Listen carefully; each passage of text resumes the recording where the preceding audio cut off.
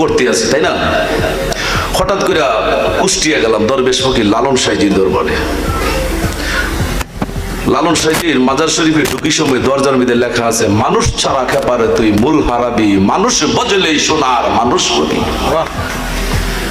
ভাবলাম ঘটনা কি? নামাজ রোজা হজ জাকাত টুপি দাড়ি ডিলাকুলো পর্দা বসিদা আবা কাবা জুব্বা এটি হইল ধর্ম। আর লালন সাইজি সেই ধর্ম কি মানলো না? তিনি কি করে গেটের মধ্যে লিখলো, মানুষ ছাড়া খেপারে তুই মূল হারাবি, মানুষ বজলি সোনার মানুষ হবি। এখান থেকে একটু গবেষণা আমার স্টার্ট হইল। আমি কোরআনে চলে আসলাম। সূরা রুমের 30 নম্বর আয়াতে খুলে দেখুন, তোমরা একনিষ্ঠভাবে নিজেকে ধর্মের মধ্যে প্রতিষ্ঠিত রাখো। আমি উত্তম আকৃতির উত্তম স্বভাব দ্বারা আদম তৈরি করেছি, এই আকৃতির আর প্রকৃতির কোনো পরিবর্তন নাই, এটাই হয়েছে সরল ধর্ম। এই লালন সাইজির কথা মিলছে নেই?